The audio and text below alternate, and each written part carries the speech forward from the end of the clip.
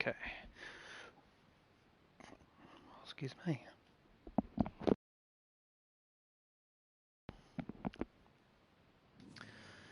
Okay, bonus stream. This stream is more for, to start with, I want to do like super basic stuff, show you what all shit, sorry, all the stuff, all the crap, you know, the icons or whatever do and mean and stuff like that. And then towards the end of it, I'll show a little bit more of the advanced stuff, but let's, like, blank world, when you start a new project, this is usually what you'll get. Your platform, and a bunch of icons, your assistance or help menu is just here, which I wish you could turn off, but you cannot. Because occasionally, like for example, if I was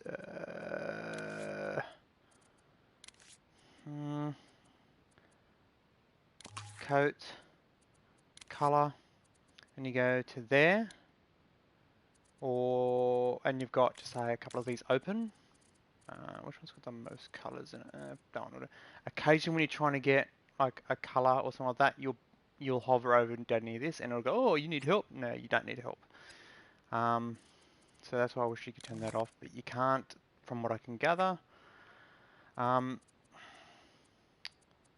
The toolbar, I suppose you can call it. If you go into options and go to preferences, you can actually come into here and go to like your display, audio and stuff like that. But if you go into there, I believe it's in here.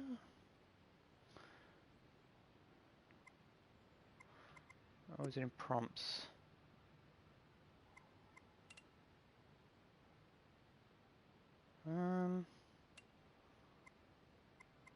It's in dream shaping. Oh, there is dream shaping, okay. You can tell it whether you want stamp or smear to be default. Your camera sensitivity, UUI, you can tell it whether you want it to be small, medium, large, or maximum. Obviously, like your visual feedback. That I believe is when you hover over something, you can see like little sparks coming off the tip. I believe that's what that's, and like when you highlight something, how it gives like a glow effect. It's all that. The guide floor is I can show you is in the thing. As you can see, all I can see is that. But if I go into there and turn it on,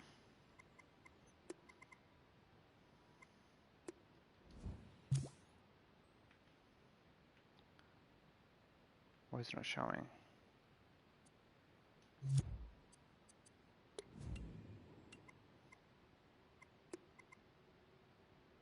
Okay, is that bugged? Off, back on.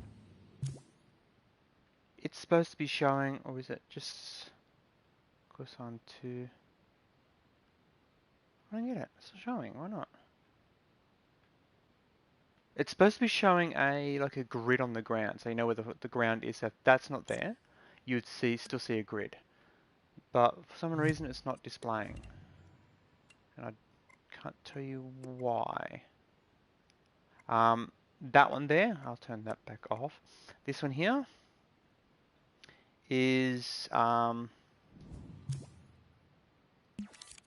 this stuff. So if I get that and go there, go to top, it moves it from the bottom to the top. I prefer it on the bottom because I'm less likely to be working down here than I am up here. So that's why I prefer it on the bottom. Obviously, whichever you prefer you do. Social, streaming camera. If it's visible in their online, only blunt, it's a rubbish idea, but the online thing, a lot of their new challenges and stuff like that, you have to enter it through that website. It's like, no, I'm playing on a console, on the game, let me enter it in the game. It's like, there's your VR options. Static sky is, like, if you're in VR and you look around, it kind of does. See how, like, when I look around the little blotches, if you keep an eye on that blotch, if I move that way, you can see the little blotches moving to the side. What that one will do is that blotch will stay there. So when you look that way, that will not move. It will stay attached to your face. It's a comfort thing. Comfort mode, in my opinion, it should be switched the other way around, because when you turn that on, it's actually less comfortable for me. It is, I believe it's like blinders. So when you move, like if you're using smooth motion, the edge of the screen will go black, and it'll be like, I don't know how to call it, like vignetting. There's the vignette strength, which I believe that is involved in. The distance of the menus. So when you're in VR, because it's in 3D space, you can choose whether the menu's going to be up nice and close to you, or whether you're going to have them far away from you or in the middle. The low frame rate one, it's a comfort thing. The horizon lock, I believe that is to do with in the distance where the middle ground would be. So like when you look out at the world, if you're on a big flat desert, where the horizon is on that will lock it at that point. So even if you're looking up and down or left and right, it will not change in your viewpoint where that is. Then we've got audio, so you can adjust the music, sound effects, voiceovers and stuff like that. Voiceovers are usually in like tutorials and stuff like that. UI sounds. When I click over something, if I go quiet for a second, that clicking, that is what that is. The prompts, screen shake, motion blur, I turn all that off because like, no thank you. Watermark, if I turn that up, if you look there, that's the watermark. So if you create stuff, or you're streaming like I am, you can see it, whether you can see it or not. Prompts, they're more like hints, basically. So if I back out, when I hover over something, I believe it says coat mode, and there it says style mode. It's that kind of stuff. Okay, so that's the basics out of the, that bit out of the way. That's the options out of the way. That's your quick save. That's to go back to main menu. That's to exit the creation, so it goes back one menu. That's the play mode. All play mode does is switches between, and now it'll be the pencil, so it'll be edit mode. It just switches between whether you can edit or not. Okay, let's quickly go through these. Search is obviously so you can search through public creations, your creations, by Dreamer, prizes, if it loads. These are, you unlock them, for example, characters. That one I've unlocked because I found that character, but that one I obviously haven't found. That one I obviously haven't found. By playing certain creations, you can unlock them. You can add your own prizes.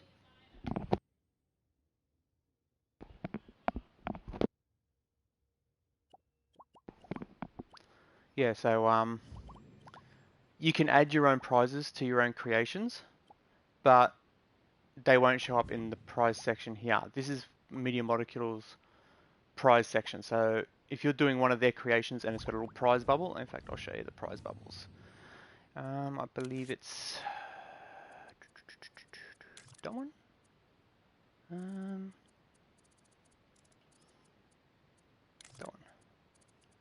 There it is. Okay, this is a prize bubble. If you now select the prize bubble with, hover over it, L1 and square, you'll open it up, and then you can actually select what you want in it. So you can choose that, and you can just say you want that to be the prize. you select that, it will place that inside the prize bubble. So now when someone's playing the game and they walk into this, they will collect that prize. Mini Molecule have done it to their own creations, and that's what those are. So I'm not in play mode, okay. So that's what they are. And recent is what you've recently used will be in this list. So that's how the search works. Then you got obviously your tools. That is more so for what is currently on screen. It's not adding anything in particular. So like if you want to tweak something, you can click on that, and if you then click on the item, it will let you tweak that item. Clone is obviously duplicates whatever you're hovering over. Stretch, if you're scoped in by one, so you're in the thing, so that is, back out and I'll add another shape so you can see it. There, I'll do fine. Right, both are sharp, so they're not blurry, they're not out of focus. If you zoom in on one, like you go in by one, you'll see it's got the white lines, and that one there is blurry. It means you're focused in on this one, or zoomed in. And that, where is it? The one I was doing before, so was in tools? I wasn't. Yeah, it was in tools. So that would be to resize. So if you zoom in by one, obviously zooming in, it's in a slightly different spot, but that resizes it. That clones. That would delete. That will add a new shape. So as you can see, when we come in, there's the new shape. So you can change this type of shape it is. Those are all the different. This one here is different to all these ones, as this one has a second ability. So you can all these ones, if you go to place and you press shoulder button or L1 and square, you can resize them like that. It's basic XYZ resizing. However, if you get that one and do the same thing, so L1 and square, and you drag it out, you get hot dog, cylinder, tube, what do you want to call it? You can grab points during it to make your own shapes. So if you're a sculptor, this one here is really useful in things like head sculpts, body sculpts, detailing on more things like if you're doing, for example, like a old Roman pillar, if you need to do sculpting on the edges of that to make detailing, that's what this is really good for. Once you've chosen the shape, it will stay in that shape, and you can, place multiples down and do whatever you got to do. Trick is with that, if you've got it placed in, I'll scope it up, scale it up. You can see the outline of that one. It's got the little white square. When you hover over this one, it doesn't show that, but you've still got it selected. I don't know whether that's a bug or what, or whether it's just they cannot get the program to show this grid easy enough. But this is the only one that does it. Every other shape, if you, for example, place that down and hover over it, you'll see it's still got the shape there. So that's what that one does. That's hide and show.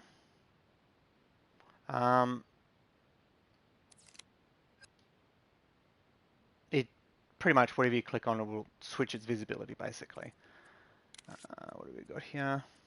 That is to freeze. So if you're making a creation, and just say for example, that square is right there, and I don't want people moving that shape, I can use the freeze to tell people that they can no longer move that. So if I come into here now and I try and do it, it's not letting me move it, and it's flashing blue. It's because it's frozen. You can just come in and unfreeze it, and you can move it. It's also good so if you've made something and you don't want to accidentally, if I'm working on, for example, this, and I don't want to accidentally move the background, the main platform, I can freeze that. That's what that is for. This is to assist with these. In Dreams, you're allowed a certain amount of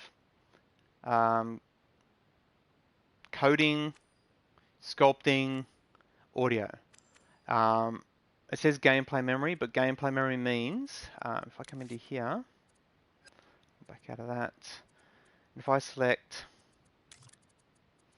we'll go with chip, any of the sort of stuff, like for example, if I go there,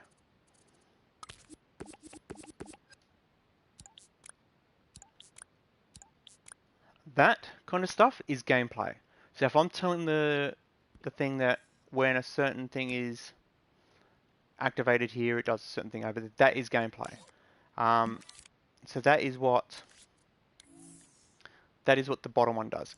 The middle one is if I add, for example, I'll scope in. If I go, you might even see it happen.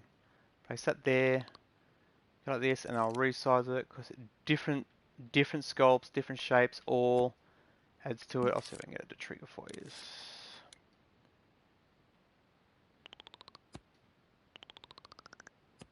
It's not going to trigger, is it? And then I'll back out. Then I'll grab some other sculpts. Put a square there. Back out. There, it just went up by 1.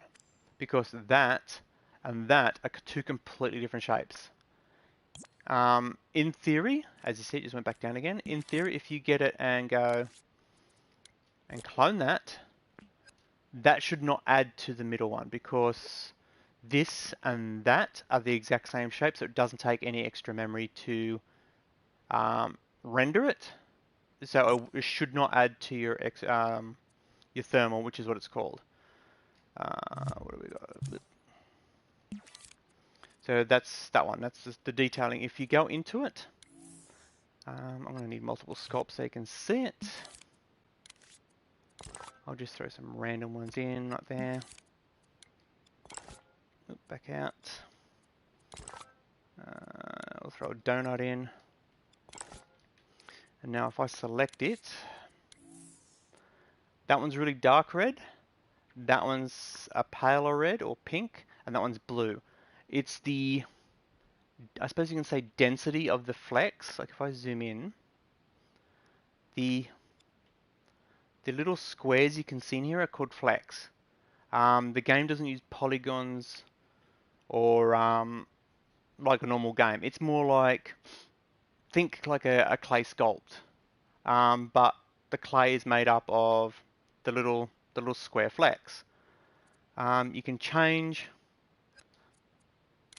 the flex style. If I come into here, that's all the different flecks you can use. Like if you watch that, and if I go to that one so I can apply, right now it's on square, as you can see they're little squares. But if I choose to say the circle one and I'll change it, it will change the flecks into little circles. That is how the program works. So whatever you're trying to make, for example, if you're trying to make something that looks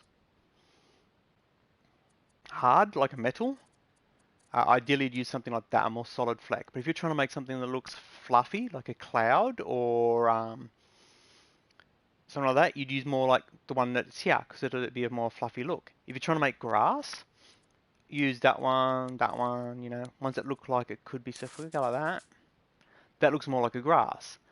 You can loosen them and everything like that as well, but I'll get into that in a second. But that's what that one there does. So if you come in, on minus, it will go from the red and it'll slowly get down to the blue. And all that is doing is loosening up how dense. So for example, if that's got, just say, 1,000,000 flecks in it, it's just changing it from 1,000,000 to 1,000. And if you go back to plus, you'll be adding more to it. It will make the object look more smooth, edgy. As you can see, like, you can see how tight they're getting. But obviously, it's going to add more to that.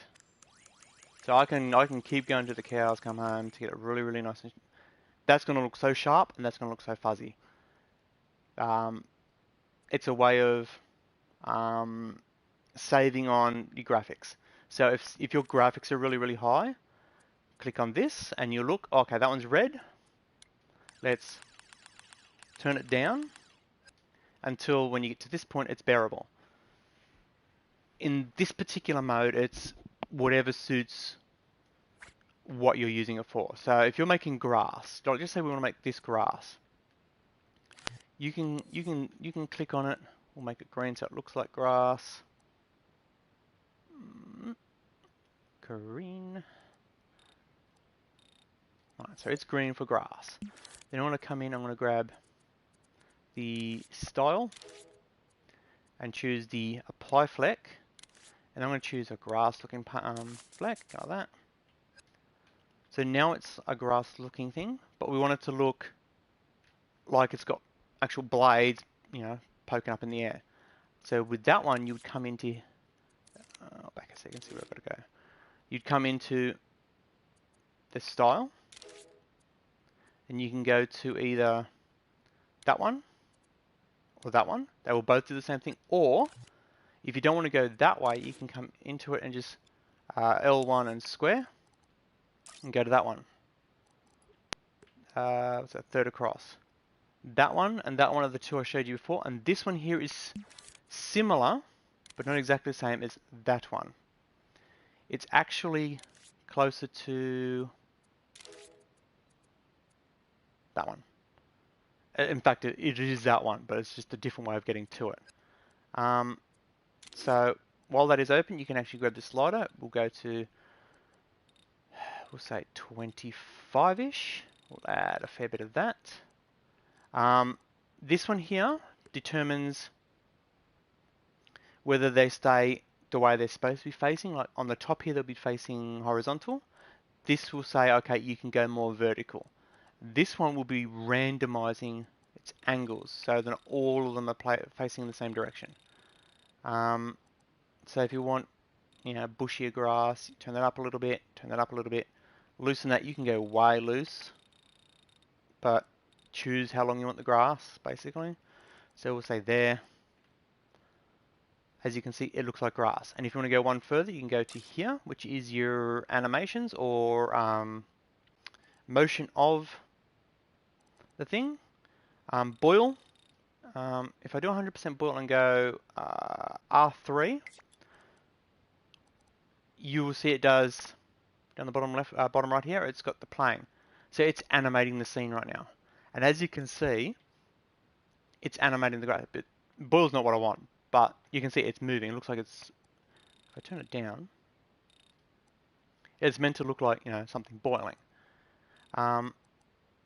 Flow. If you're making a river, that would be perfect because it looks like you can make it look like water and make it look like it's flowing. Wave is making it go from flat to spiky and then back to flat, but in a like a left to right type pattern, if that makes any sense. So it'll be going, this one here will go spiky, then it'll slowly work its way across going spike and then back to flat. Again, not so much. It could work on grass, but that's not what we want. Evaporate. It's more like more like a smoke, and then throb is more like a whereas evaporate goes from a attached to the surface to in the air. This is more like that, but then reverse it and then repeat. For grass, waving in the wind, you'd do more of a flow. And you do not do a lot because it looks weird. Like if you go 100% flow, look, it looks like it's in a storm or something. You don't want that unless that's the style you're going for. Normally, 15 to 20% normally is enough. And if you come in nice and close and have a look, it looks like it's flopping in the breeze. And if you want the grass to be less bushy or less forest-like, but more in someone's backyard-like, Go into here, add some that, and it will make the blades finer. You could also do it with the, where is it? There. If you make sure that that is on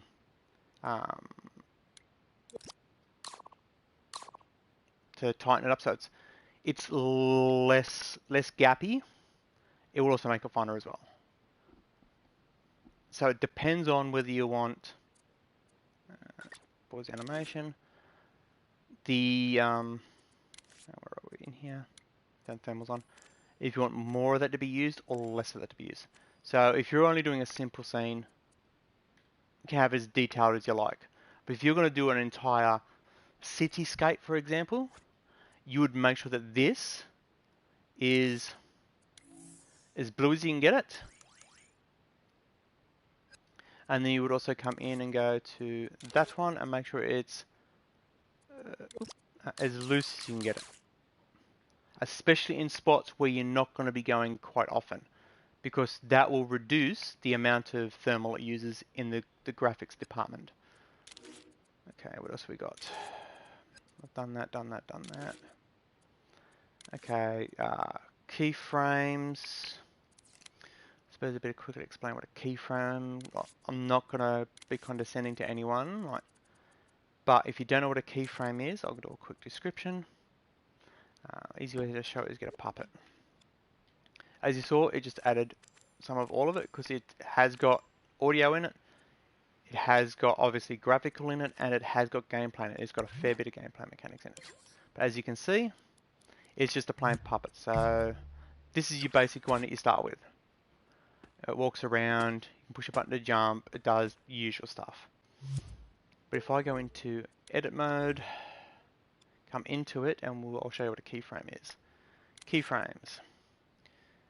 Action recorder is, I know what it is. There. You'll get like a record bar. And if you look over here, stop recording. The second I possess this puppet, oops,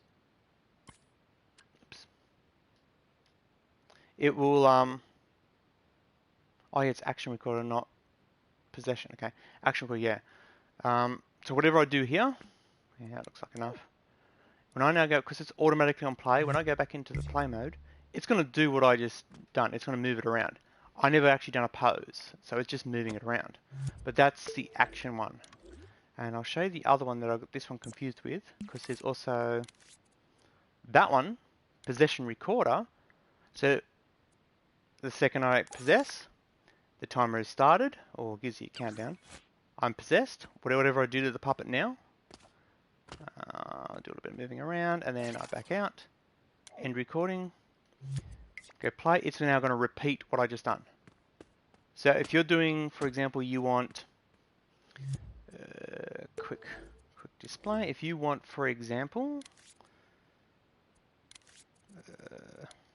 an NPC. So that's going to be us. I'll change its color so you can see it's us. Yeah, that color's fine. So if I possess that puppet, the other one's still going to move. So if you want to make a city and you want to personally record another character, like an NPC or whatever, walking around, you use that one. So it will continue to do that. If I bump into it, it does have a mild AI system in it, so that if you bump into it, it'll know, okay, I'm off my track, and it'll go back to its track. I wouldn't exactly call it AI, it's more like a correction thing. But that's what that one does. So that's possession recording, and the other one was action. Then you got keyframe, which is what I use for almost everything. Once it's placed, it will start recording. And then whenever you move an item, so if I get the arm, we'll just do that. But then I'll also grab that one and I'll move it across to here and then shrink it down. So everything I just moved, so that will come from there to here, and the puppet's arm will go up. When that is activated, it will do it. So if I grab, we'll say square, and put it to there. So whenever I press square, it's going to activate the arm raise and the circle thing will come over. I'm not going to go into details on like what everything does exactly, but okay, possess, push square. That's what a keyframe does. If you want to make an animation, for example, you'd use keyframe after keyframe to do a blend. So I'll give you a quick look on what that is.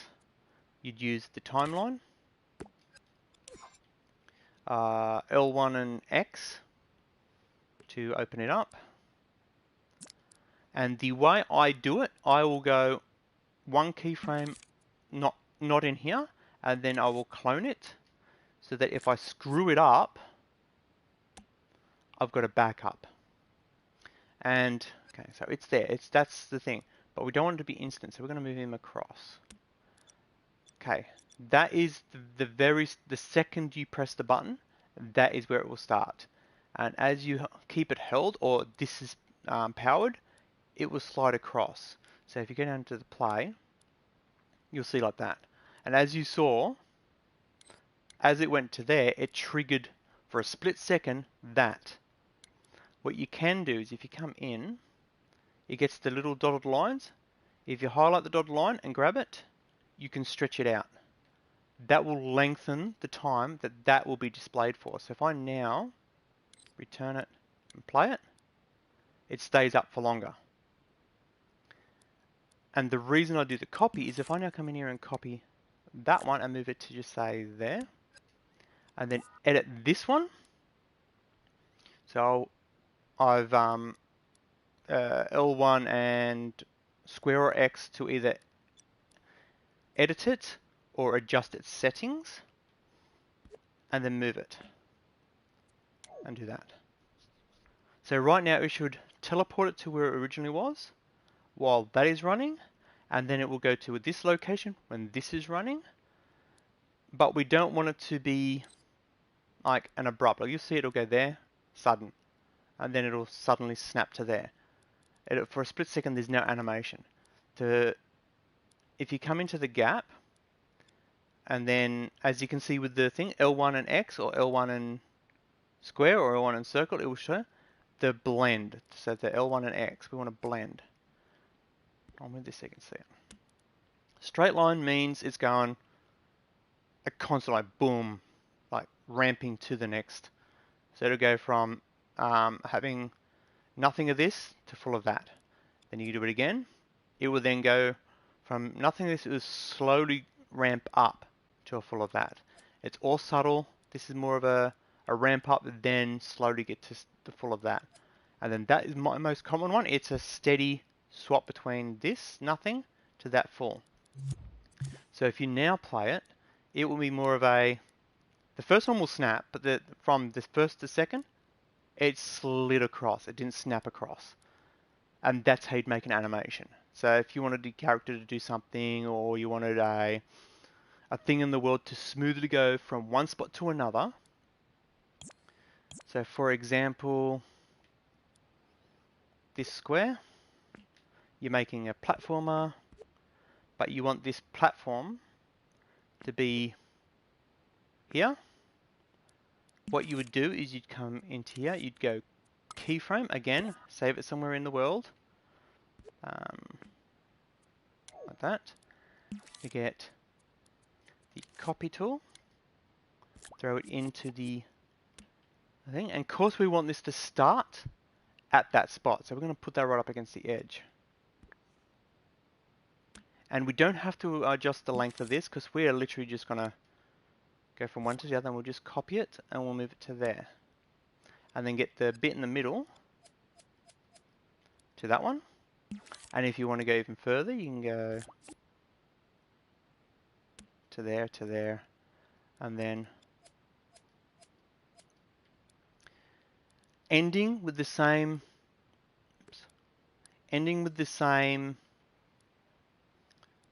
the same keyframe as the start will make it loop convincingly. So right now it's on permanent, it should be on permanent play if that is turned on. So now when I'm in the world, this little thing here should be moving left, right, left, right. But what we can do is to make it controllable is we can throw it into the puppet, and while square is held, it will play.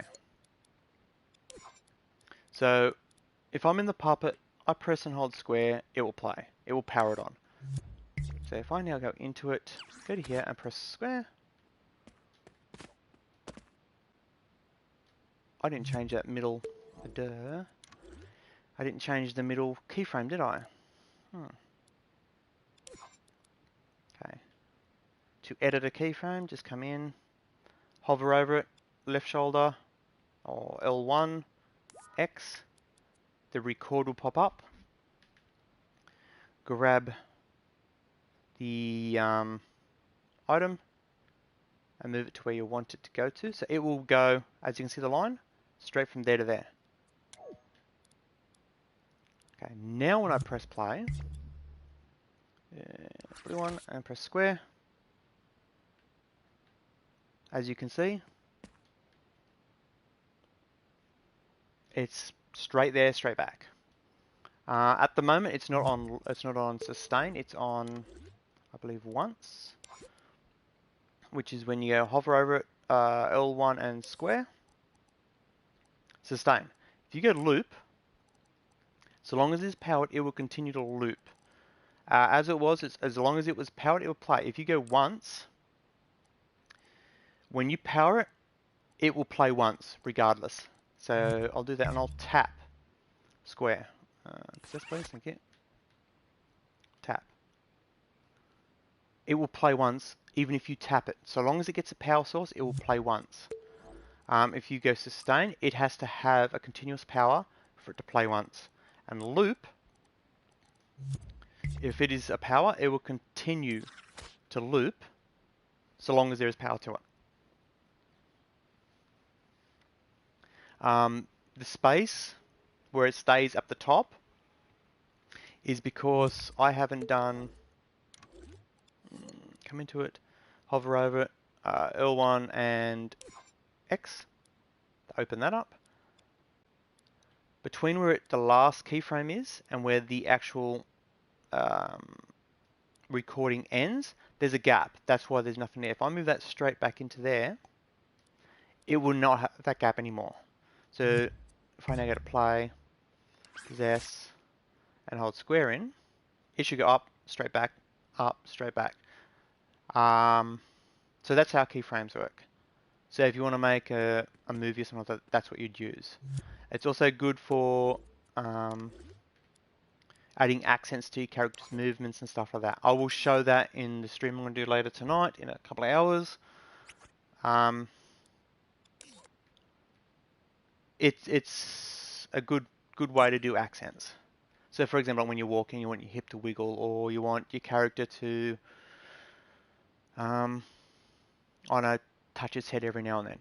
It's a good way to do that. Okay, let's see what else we got. So that's what your animation is. That is for your voice. That's your timelines. That's possession. So that records what you input as your controller. So that's how you do an AI in brackets. And that one is, for example, if you want that to do what I just done, but less clean, you can go that and go like that, go like that, and try and get it to roughly the right spot at the end, and go like that. So now when you play it, you can see it's moving around, but you can see it's not a clean, smooth motion, because if I hold my controller perfectly still, you can still see, because my hands aren't like rocks, there is slight movements in the controller, and that's what that is showing. That's why I prefer the keyframe method. It's smoother. I'm not going to knock anyone who uses either method, because as again, as I stated in quite a my other streams, is there is no right or wrong method. If you prefer keyframes, do keyframes. If you prefer action recorder, do action recorder. You're not doing it wrong. If it works for you and you prefer it, it is correct. Gadgets. Quick rundown in the gadgets. Green is normally your things like controllers, detectors and stuff like that. So trigger zone, it will detect if something is within that sphere and give you an output. So if you want to set up a trap, you'd use that, tell it what zone to trigger the trap at. Then when something enters that, so for example, if you want to detect the puppet, you tell it to detect the puppet. When the puppet enters that sphere, it will send out a signal. You can then send that signal to, for example, that. So you could, I put that in the puppet, didn't I? If we get, did I put in the puppet? Yes, I did. Here's a good example of how it would work. Okay, it's no longer in the puppet. And it comes into about here somewhere. So if I grab trigger zone, while you've got it on your imp, if you hold your left shoulder button, it will snap to the surface you're looking at. So there, trigger zone. Whenever a puppet enters here, we want it to trigger, and we want it to trigger this timeline. So we'll pull this up to there. Run a line from there to there. And while you're in it, on the detection part, everything that flashes green is what it is currently looking for. That puppet is actually inside the thing, but if you look up here, it is possessed controller. So it's looking for these two puppets, but only if you're possessing the puppet. Possessable, if you look, they're both still flashing. That means even if you're not possessing it, it will still detect it, which is preferable, so we can see that it is moving even though we can possess this one, but this puppet is in its area. So let's now play. As you can see, it is moving. I'm not pressing any buttons. If I possess this puppet and walk away, it stops. So that's how you could, in brackets, make a trap. So if you walk up, step on it, and there you go. Imagine that's throwing me into lava or something. If I step on it again, they just threw the other puppet off. It's alright. So that's what the green ones are. Yellow is usually connectors, switches, that kind of stuff. The red is more of editors or that kind of stuff. So think if you want to add wind, you can go force applier. If you want to emit something, you can go the emitter. If you want something to rotate, so just say we want that puppet to rotate, you can add like one of these rotators. They're all in this one here. That there can be used to create a something that does damage. So just say you want a cloud of something that does damage, you can come into here, place it in there. If you go into zone and do continuous, if anything is within that circle that has a health, I'll show you the health thing in the puppet.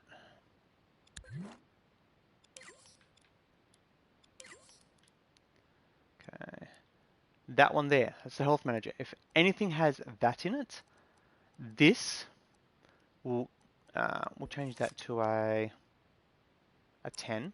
So for every time it updates, it will continuously do it to everything in the zone, because that's what's on continuous. Will take 10 off that number. Obviously, you can tell it to different shapes. what are to be affected by this. Animal white. And here is like per hit would mean only every time it comes within the detection range. And that will be, so okay, zone means that entire area is detected. Whereas the impact means only the edge of an item is detected.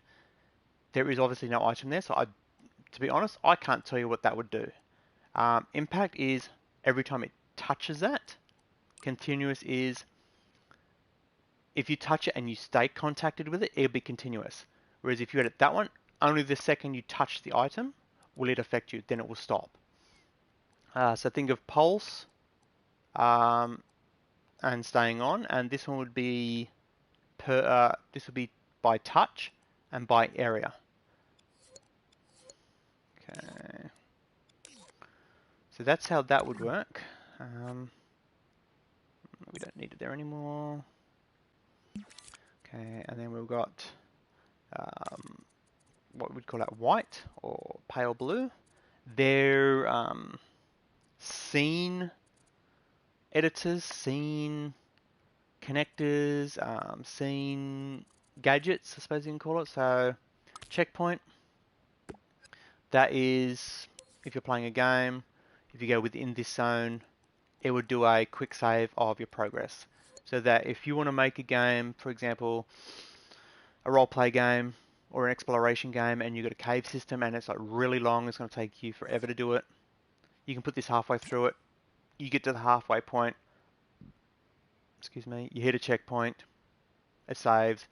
You can then go to the toilet, have some lunch, whatever, come back to it and continue on by playing the game.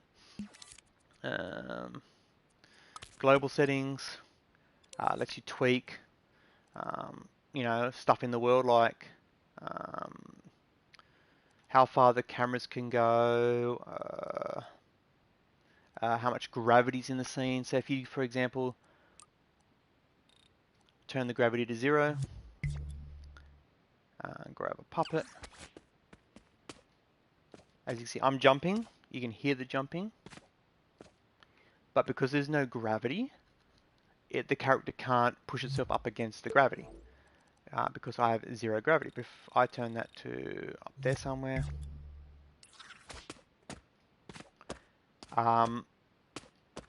it jumps up and comes back down super quick because there's a lot of gravity. Same with like the fall height. That should be how far the puppet can fall before it takes damage, or resets itself. In here is how many maximum players. So if you want to make, like right now, if you bring up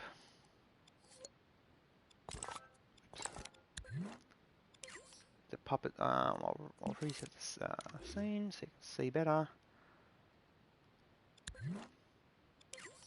There's 2 puppets here, and if you look in the controllers and open up the controllers, which is L1 and square, I keep remembering which is like, cause to me it's a shoulder button. Then we go to here. This part here lets you know whether you can not possess it, for it to follow the imp, which is the little red thing for me, or it's remote control. These ones are what player can control that. So if I make it so, for example, this one over here, can only be controlled by player 2, but I'm player 1. So if I come into here, I cannot possess this one, but I can possess that one because I'm player 1. And player 1, 2, and 3, and 4 can possess the blue puppet, but only player 2 can possess that grey puppet. So I can't possess that one. That is where the whole how many players are allowed in the world. That is, excuse me. That is allow imp while possessed. If I click it and then go back into thing, when I possess it, I've still got my imp on screen. So I can still interact with my imp onto other items that are interactable, but I can still control the puppet. You can, while in here, make it so that's toggleable. So for, close that one so you can see. So just say I want it to be so that under normal circumstances, I don't have the imp on screen while I'm possessing it. I can come into here and grab that one. This is the easiest way to make a switch. And then choose whatever button I want it to be. So just say you want it to be, we'll go triangle. And then we'll go from B to there. So whenever I press triangle, it will allow the imp to pop out, but I will not lose possession of the puppet. So if I jump into it now and push triangle, I've now got the imp out, but I can still move the puppet. And just pushing triangle again will switch it back in again, and I don't lose any sort of functionality. That requires the imp interaction with your puppet, you can now do that. You just got to remember that the if I add an item, just to show you the situation that can come about, we'll go a little square. Okay. And we're going to go to that one and come all the way to the bottom with imp interaction and go grab. I'm going to no friction, no density. So actually, I'll give it a little bit of density. And we're going to make it movable. So that item is now, it can move in the world. It can be collided with. It is a little bit dense, which is kind of its weight. And it does not ignore gravity, so it obeys gravity. And the imp can grab it. Not just bump into it, but grab it. So if I now go into my puppet,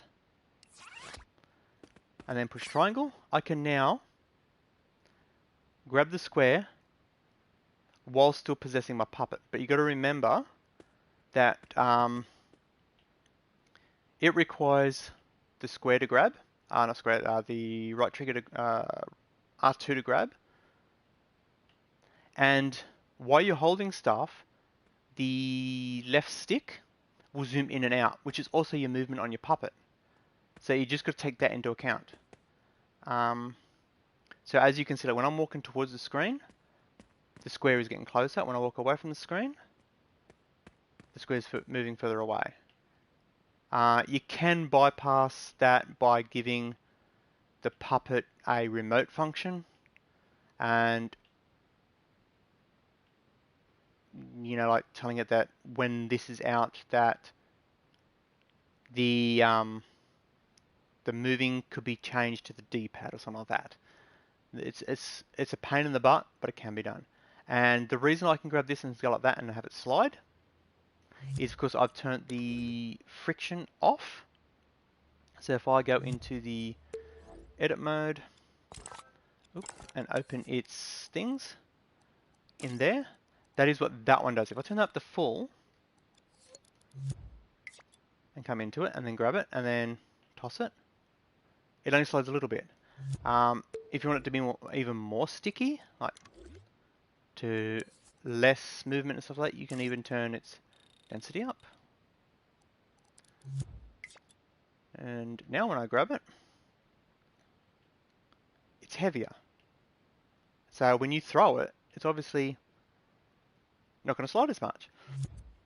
And you could even turn around, I'll reset it, and do this one. This one makes it how squishy, slimy, how much it can deform. So you can come in here. See, it's more like jelly now, so.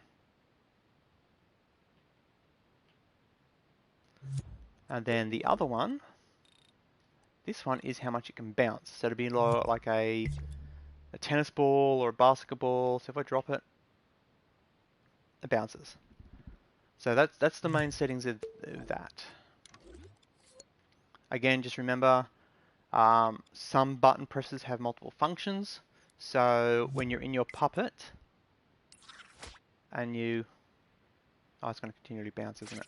And you do that, the right trigger is the grab function.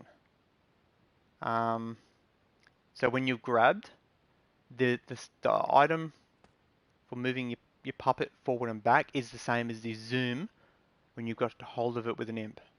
So take those into consideration. But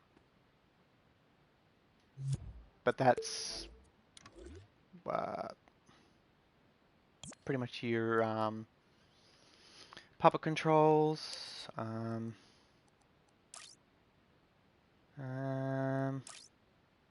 In here,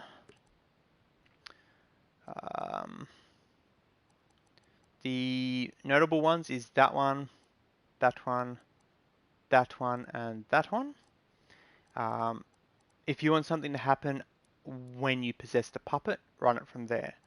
If you want, my previous stream showed it, if you want it to do something when you speak, run it from there, because that is picking up your mic. So if I go keyframe, grab the head, and turn the brightness up. So long as it's got the record button here, it's recording whatever I change. So we'll turn it up to 35. Click the record button to end it. And of course I keyframed it to there. If I now run that to there, anytime it picks up me speaking, it will activate that keyframe, which should make the head light up. Possess the puppet, because it's obviously running off that chip. And if I don't want to yell into the mic, so I'm going to quickly add another chip here. Go calculator. And we're going to go greater than. So when the top bar, I explained this one in my previous stream, when the top bar is whatever this is, to that one, it will put out an input to there. So at the moment it is when this input, mic, is greater than 0, it will send out an output out of there. So I can now get the output to there. So now whenever the mic puts out a signal of more than nothing, it will then light the thing up. So now when I come into the puppet and possess it, every time I say anything, as you can see, the head is flashing. That is what the mic part is for. And then we've got over there, mic. Anything that puts a signal into that spot will kill the puppet. And when the puppet dies, it sends a signal out of there. So if you want your puppet to make a noise when it dies, I'll grab a media molecule noise, sound effects.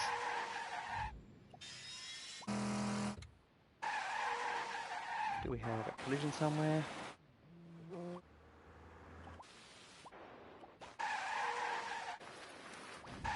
No, if we had a collision, so it's collisions. Character, junk. There it is. Grab medium. Yeah, that sounds good. It's just to show you. So if I run the is dead to there, whenever that puppet dies, it will trigger that noise. I'll even do it this way so I can do it. If I grab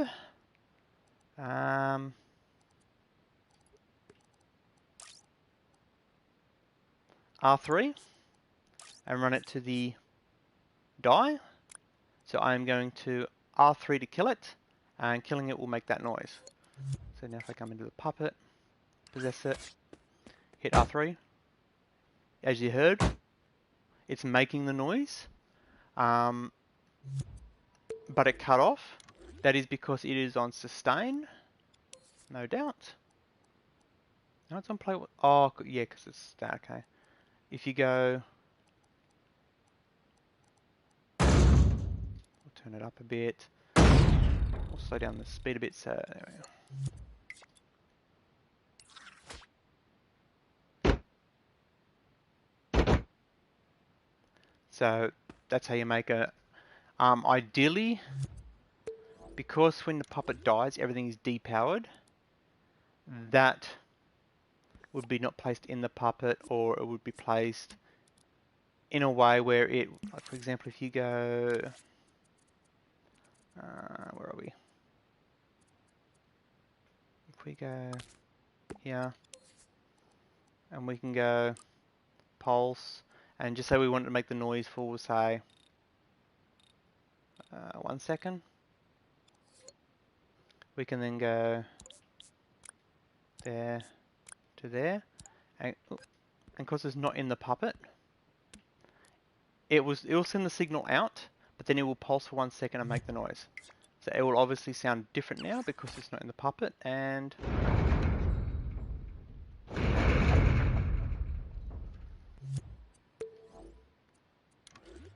so that's that, and that can go away. Okay, no, I accidentally grabbed that instead of that. That's your camera's sound and effects. So you got clouds, fogs, lights, camera shake, all that sort of stuff. That's your joints. I'm not going to go too deep into that one and that one because I do have other streams that touch on them. And the one I'm going to do a little bit later on today will touch on, no doubt, this one here and possibly a little bit of that one there. Because I'm going to talk about how you can make things like hair details, basically. And that one is your sounds. So I'm not a big sound fan, but if enough people are interested in it, or if I get enough complaints on dreams, like how do I do this, then I wouldn't, or by all means, touch on my limited knowledge on the sound section. But that's pretty much everything in here.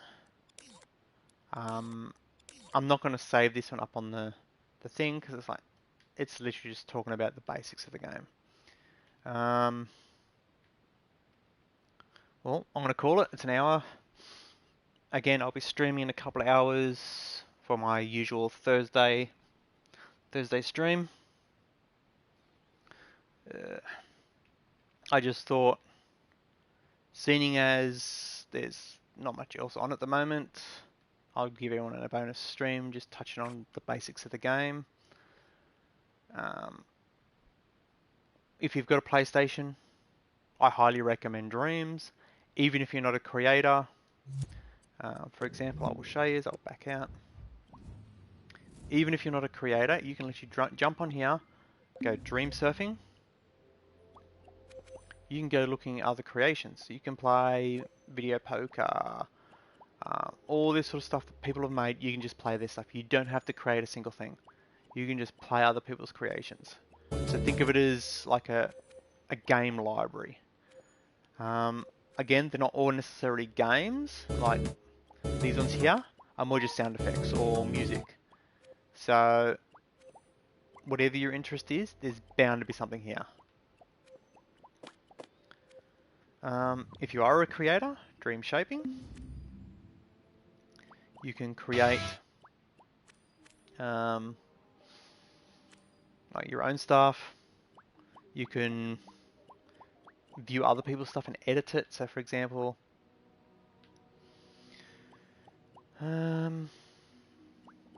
media molecule. Oh, look at all these cool things. Just say edit the flower. I can go into here and go to remix, and I can edit their creation. So for example, if I want to change the color, I can change the color. If I want to change the size, I can. All that sort of stuff can be done. You can save it. You just got to remember that if you save a creation that you have edited, it will tag it as, unless it's a media molecule creation, it will tag it, like I'll show you one of some of my creations that are not my creations but edited creations.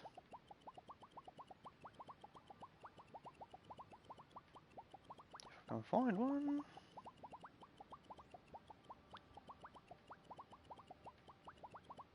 Here we go.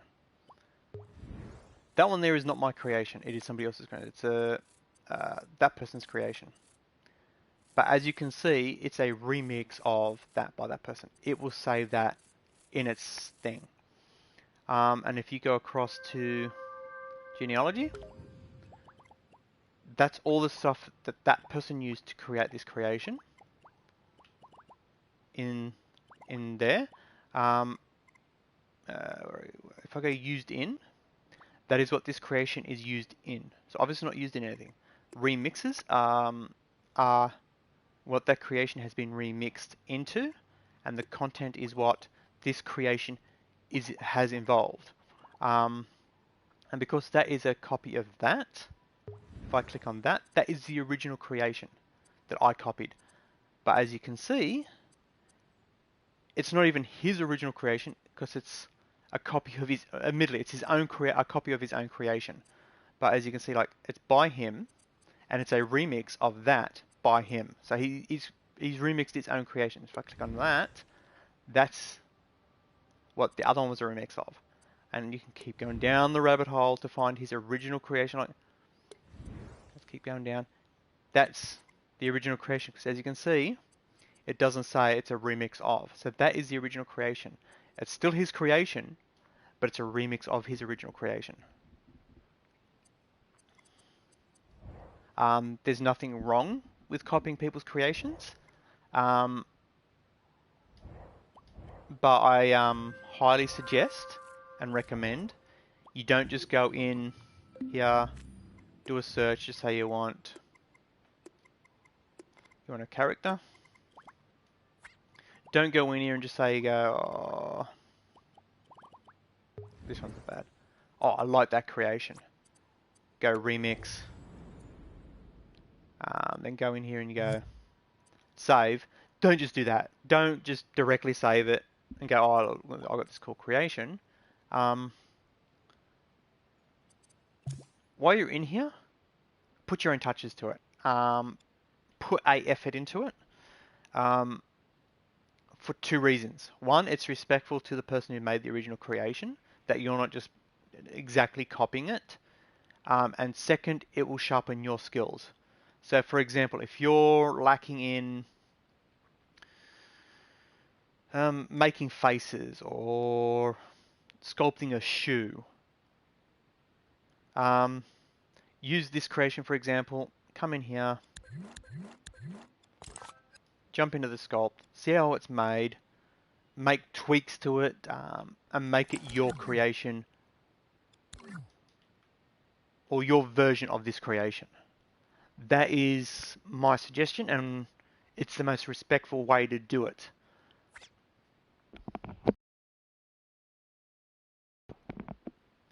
Other than that, I don't know why it's got that there and that there. This creator, I have given some of his creations thumbs up. Like those, the thumbs up. If you find a creation in any way original,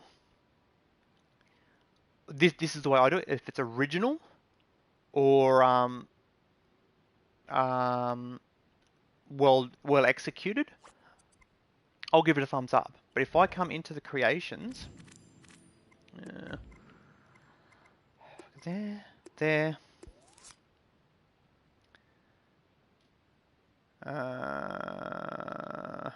This is the easiest way to do it because I know there's a buttload of them. Friday Night at Freddy's. It is the most common. Same with Mario. That puppet back there. If I can quickly find one, here we go. There's some here. There is so many people that will just grab the Friday Night at Freddy's creation and just rehash it. Sometimes they don't even change anything. It's like, come on, dude, I'm not giving that a thumbs up. But if you get it and use it as a guide or make it your own in any way, then I'm more than happy if it's original and thought-provoking or anything like that to give it a thumbs up. So yeah, that's the dreams in a nutshell of I want to say basics, but there are a little bit more advanced stuff in there. So if you were wondering what Dreams is all about, that's what Dreams is all about. I'm doing every Thursday a stream trying to do helpful hints and tips and tricks and that sort of stuff. With no one joining my streams, it's a little hard to, answer questions or give suggestions and stuff like that. So what I've been doing is coming into the shaping section, going what's remixable, what's the newest stuff, and going, okay, what are some of the issues that are happening? I found one a minute ago, which is, let's see if I can find it.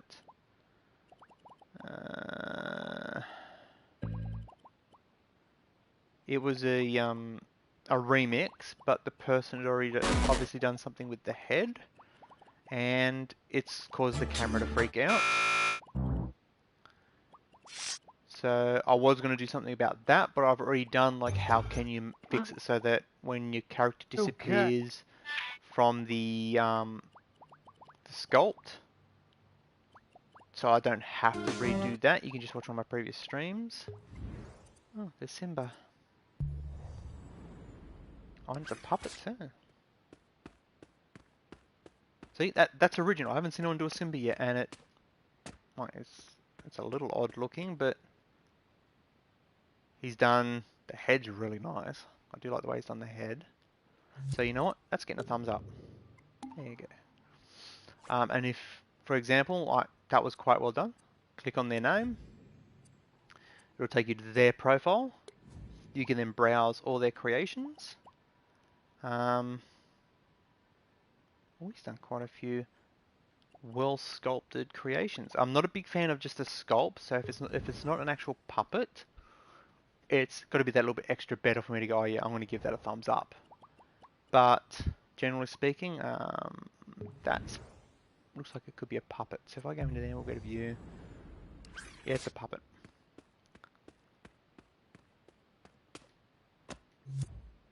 See, so if I wanted to edit that, I would come into here, change the color, maybe edit the way he walks, something like that, or she walks, and then at least then it's my own version of that creation.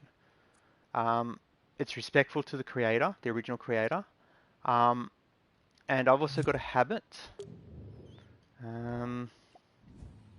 Back all the way out. If you get the chance to do this, I think I called it something live, didn't I?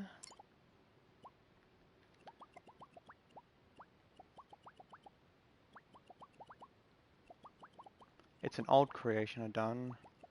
So I've got to look all the way back.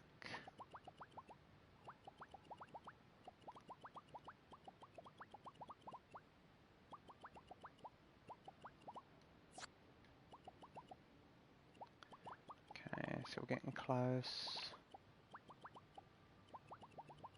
See, now we've gone too far, I think. Oh no, there it is. As you can see here, I gave in the notes, I gave him a quick shout out. Because this is a remix of a remix, so if I go to there, that's the actual creation I done. But because of saving space and back in the day I had to do it a certain way, I lost all the creations. But if we go to genealogy, you can see it's deleted, and deleted. So I can't re-get his creation back. So to be nice, I've thrown him a nice little note in here saying that that guy made the head and I just made a body for it and put it on what's supposed to be like a shop shelf. So there you go. 69% off all anime figures. This is pre for release of the game, so the walking animations are a little odd. I could update them, but it's like I've got better creations now, so obviously I've been getting better. Practice, practice, practice, you know. Like if you get, for example, that one there is an old creation. These are all really old creations. That one's a good example. That one's actually in one of the the challenges.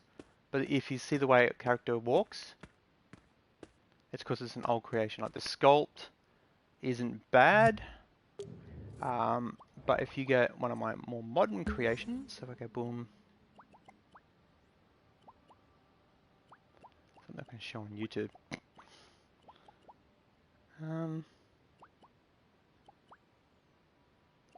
This one here.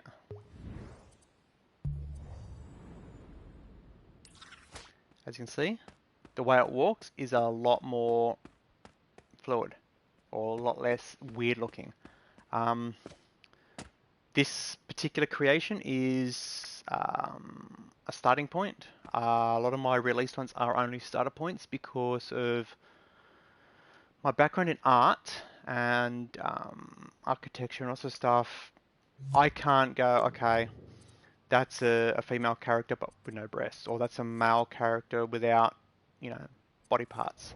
So a lot of my creations will have either a semi-detailed anatomy or a high detailed anatomy. And it's like they frown on that sort of stuff on this game.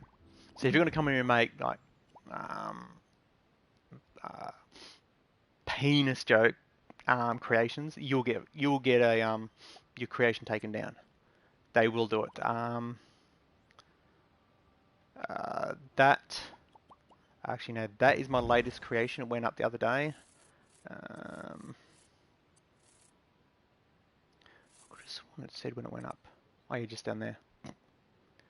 Yeah, so a handful of days ago. If I bring it in, it's just a stylized puppet. It has the talking mouth. That uses a double skull or double sculpt for the head. So when noise comes out or it detects speech, it swaps to the open mouth sculpt. Everything else is walk, run.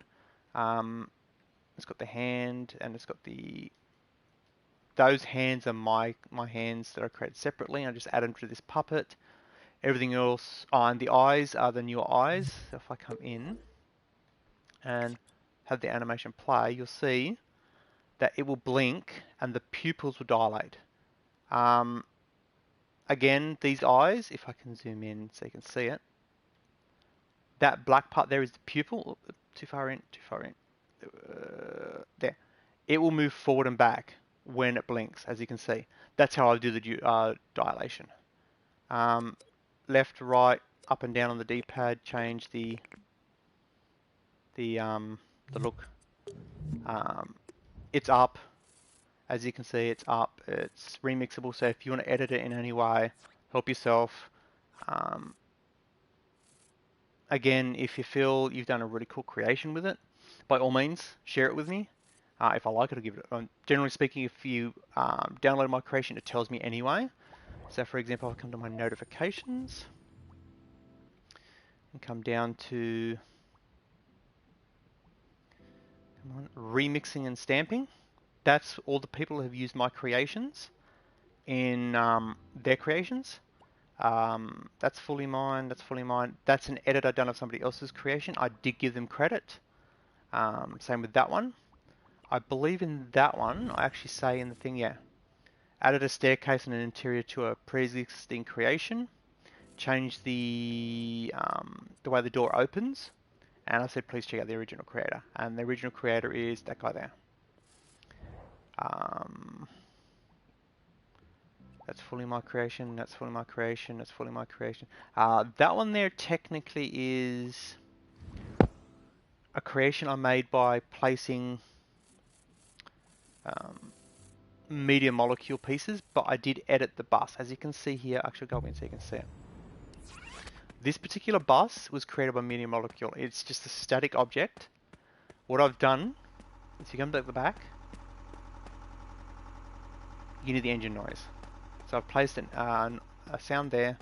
If you come to the front door, you can press triangle to open the door. I've not done any details in here. I could, in theory, punch out the windows, make the windows see-through and that sort of stuff. But I wanted to keep it in the feel of the original creation. So everything here is Media Molecule's creation. I've just edited it in a way so it's reusable in their creations, and it's like, for example, you could use this as a spawn location or a fast travel. So you could open it up, come inside, hit a marker, the marker says choose a point, you can then teleport to that point. Or you could make it so that's the start of the level. So, because for example, if you close the door, you could put the character in here and start the game here, and you go, oh, cool, game started, hop out, and there's the level. That kind of thing.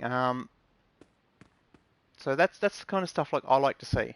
People who grab something that's already done and make it better or more original or different. Again, better is in the eye of the beholder. What I might consider is better, somebody else might just say, no, it's just different. It's not better. It's not worse.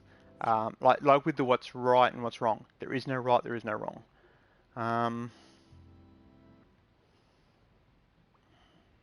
Well, is there anything else I can really punch on in the thing? When I hit level 300, I'm probably going to do a quick little stream and just make I suppose you can say like an anniversary character. Just quickly whip up a stylized character in Dreams to celebrate the 300. I'll stream it. As you can see, I'm getting close. I might do the same too when I get to 200 followers. But we'll see. Highlights, the community jam. I haven't been joining a lot of these things because the jam is fine because you can do that in-game.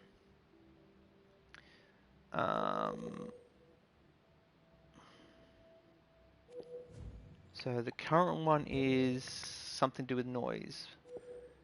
Bring the noise. So maybe like a party or just a butler. That's gonna be ear rape in that one. But yeah, but when they've got challenges on, well, they had one for Halloween, but you had to go to the website to join it. So I am not booting up my computer, signing up to your website just to submit an entry into your thing. It's like, go away. I do have it up on the public. I think it was called Hollow, wasn't it? So I do that. Oh.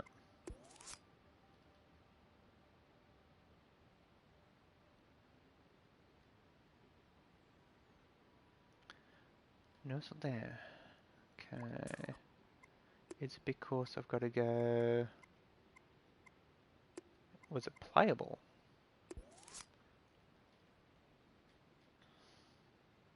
Right, there it is. As you can see here, you had to keep within those on the thermal. It was a collaborative. They were going to make it so that your room would be part of a bigger level. But as you can see, due to the dumb system of having to enter it on the website instead of in-game, like a normal person would have done, I didn't enter it, and I just gave up on it. There's a couple of creations I gave up on because of that sort of stuff, but I've put it up so people can have a look at what I was working on at the time. The head floating around was a placeholder. It was going to be changed to something a little bit different, because that head is the same head as if you come to the bathtub and fill it up. Is the exact same head that's in there. That little phone there is my creation. The head is my creation. The bathtub is my creation. That phone has a random chance of ringing. If I go to edit mode and come into it, you can see, yeah, it's got that. When it rings, it comes up that media molecule will ring in you. The room is what you had to keep within. You could not edit the room size and everything like that. You could recolor it, but that was about it. But everything inside, if I go like that and then go back and so you can see it,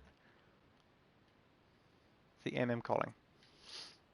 It does have a noise that emits from it, as you can see. That's the ring noise. And it's emanating from the object.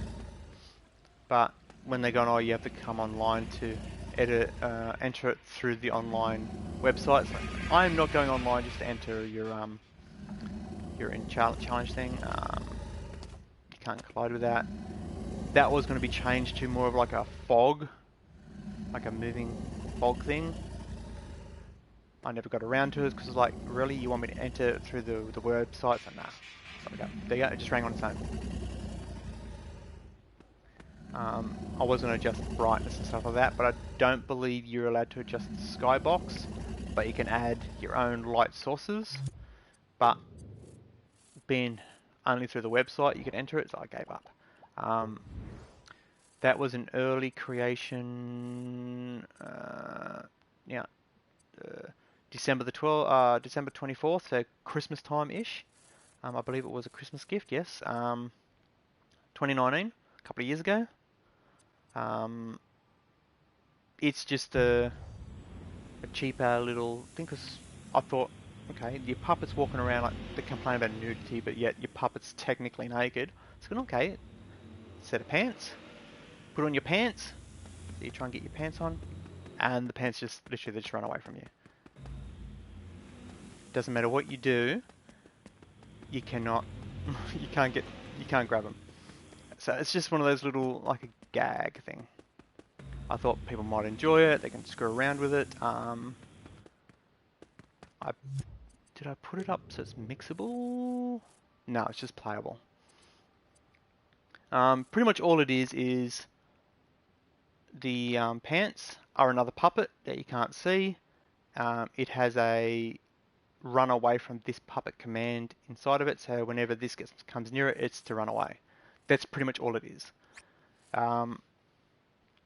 When they updated to the full release, it has bugged it a little bit. So for example, it's supposed to be, the second it goes into the wall, it's supposed to flash. It's not supposed to stay daytime for a second like it is here. It's supposed to go day and then straight back to dark, and this is supposed to, the pants are supposed to instantly respawn in the center of the room. But it's still quite entertaining, so I left it. You could probably cheat the system by outmaneuvering it in some way, maybe, but it's a fun little thing that people can do. I just go playable. These are all my playable creations. If I get to a point, kind of that area here. Yeah, that one there, last release. That is, I got sick and tired of the moderation. Everything to the right of that is pre-release, pre-full release. Everything to the left of that, so that they're all like full release. These are all the ones you can play with, but cannot edit. Like that one, for example. It's a puppet you can play with. If you wish to make a creation using this character, as you can see, she talks, her mouth moves, she looks around, she blinks. It's just a basic puppet. Doesn't have a great deal of special stuff in it, but if you go to its thing, as you see here, the puppet is a Wan puppet, which is my first creation after full release. You can play with this one, or you can edit the base version, which is version 1 is public. Version 2 and 3 were not released publicly because of moderation. But you can go into here. Keep going. That's version 2. Oh no, version 2 is public. Well there you go. Must have risked it. Oh, yeah, because I'd made it so, yeah, okay, so that's only female version, so that I wasn't going to risk, yeah, okay. So you can edit this one.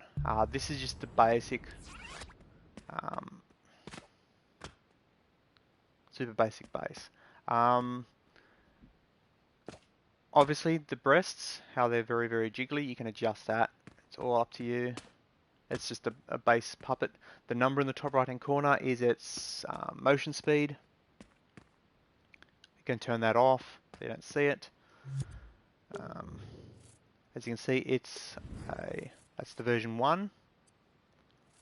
And then if you go version 1 and go across to here, and then used in, that's the ones I've used it in. If I go to remixes, and that's the ones I've remixed it as. That's the male version.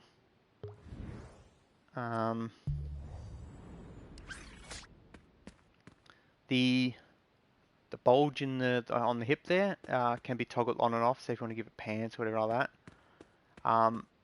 That is the reason I'm surprised it wasn't flagged, because how dare you give a male shape.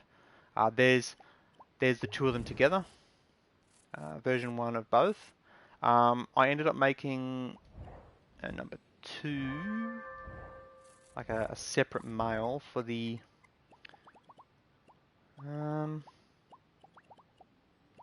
that character there is only played because it's not perfectly anatomically correct, but pretty close. Actually, if I go...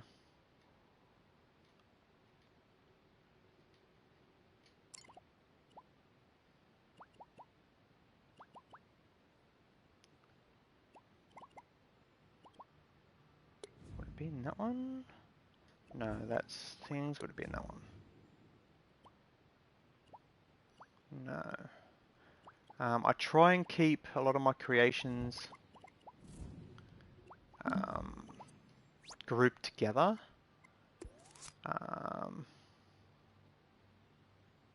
Did I even publicly release it? That's a good question. Oh yeah, there it is. That is a slightly different version, but it's still part of the same creation.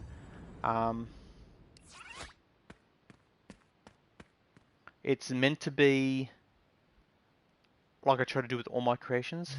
You can edit it, come into it, and I try and make the shapes that are involved in making its shape so that you can come in and edit the shapes to make your own version without too much effort. That is one of my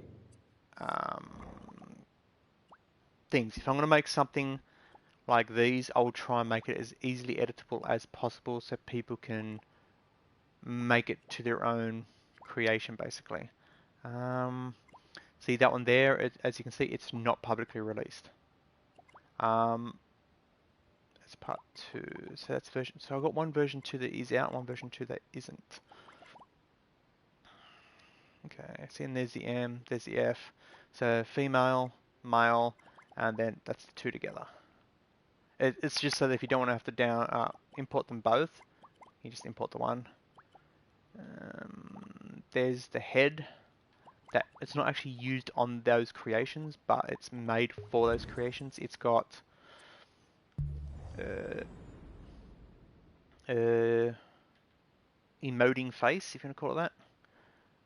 So the eyes will look randomly up, down, left, right. If I tap the D-pad, it's like, I suppose you can call it smiley, angry, default, whatever you want to call that, and worried.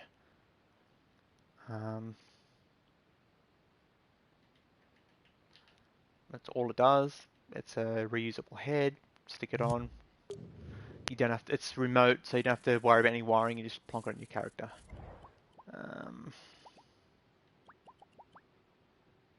See, there's that's version 2.5. Again, not released. These are variants of that. Again, not released because of moderation. I haven't been working much on this creation that you can see in the background. I did do that one. which was just basic. It's like a stick figure character. Right trigger pops the head off. I was gonna make it like maybe the head could be like a projectile to attack things and stuff like that, but it's like I'll leave that for other people to do. I didn't feel like doing it, so I didn't bother, to be honest. If I get bored one day, I'll just maybe add it in. Um, all these are anatomically correct, so I can't show them. I showed that one. That one I was thinking, do I? I don't know. Do I? I don't know. That one is, it's anatomically correct-ish. It's got basic shapes for, as you can see if you look closely, for the parts, but it's like, it'll get moderated, so I didn't bother.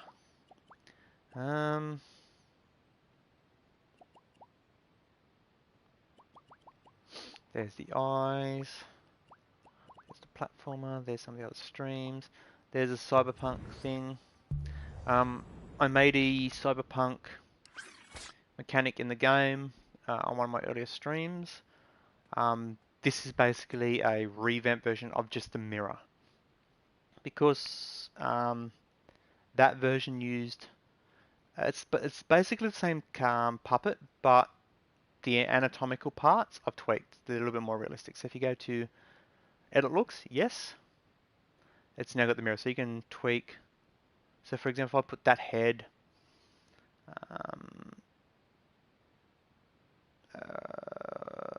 skin, and change it to green, back out, it's edited the character. So whatever you change in that mirror is what your character will be in the actual game world. Oh no, it's closed in. It's inside this box. If I can get the camera in there. Come on. It's not going to let me. Inside that box is another puppet that's stuck in its position, and it's just an exact copy of this puppet. And this puppet's controls are all copied over to it. So whatever you do to this puppet will be done to that puppet. But the only time you can see that puppet is when you come up here and go yes. It will then make that texture bit see-through. You can then left and right on the D-pad, up and down to change its menu. So for example, change the face to a rounder face, turn the nudity sensor on. Adjusting that while the thing is like that, it shouldn't do anything. I'm not going to try it just in case. I haven't tested that. Chest, we'll turn, add breasts, and I've wired up the top part of the censorship to the breasts. So if the breasts aren't displayed, obviously it doesn't have to show censorship there. So as you can see, I've changed it. I back out. I did notice the butt cheek part. I just couldn't be bothered going to fix it. Again, this is one of those things like, if the developers of the game, Cyberpunk, CD Projekt, if they don't give a stuff about the game, why should I care that much about recreating it? So it's like, I gave up.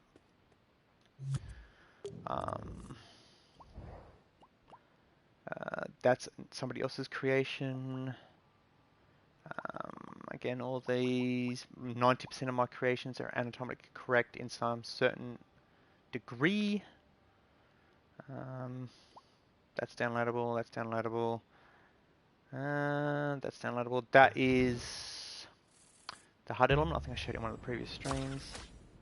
It just, 3 little green things are your energy. So every time you do a jump, it uses energy. Once you've used it so many times, it goes to the brown state. It means you can't jump anymore or run because you're at energy. You have to let it recharge. And then the red bar is your health, and the little number on the left is like your level up. It's, at the moment on default, it's just I think it's every minute. It just gives you 1 level. Once you hit full level, it will give you healing and then reset, I believe. If you want to place it in your puppet when you download it, you scope into there. That's the one you place in your puppet. It does require a little bit of loading, wiring. Obviously, I've tried to make it as easy as I can. So wire up your character's death to there. If you've got a collection, you put it into there, and that should, instead of being the level up, being just random level ups, you turn that off, and every time you collect one, it will trigger a number, and then when you collect a certain number, it'll give you your thing. That's your health, and that's your possess. The reason the possess is there is so that it only displays when you're possessing the puppet. Because you don't want it up there all the time. So if there's 6 puppets in the world, you'll end up with 6 HUDs on top of each other, so you don't want that. That's editable. That's basically Little Nightmares inspired. This one here is a package that you can use for your puppets. Using your imp, you can open it by hovering over the little handprint that'll pop up. While it's doing its move from close to open, that part there is actually non-collidable to prevent any sort of issues happening. But while it's in its position, it's fully collidable. So for example, if you get your puppet here and then you exit out and then you close the box, as you see, it falls through. It's because while you're hovering over the open and close, it makes that not collidable, so that if you're, for example, got some like a puppet that's really tall and it'll clip the top of the head or whatever, it's not going to interfere with it.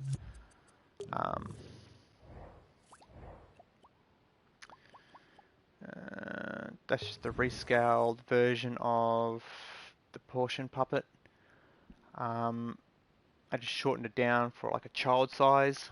I didn't rescale the hands because if you're placing actual hands on there, just rescale them to the size you want.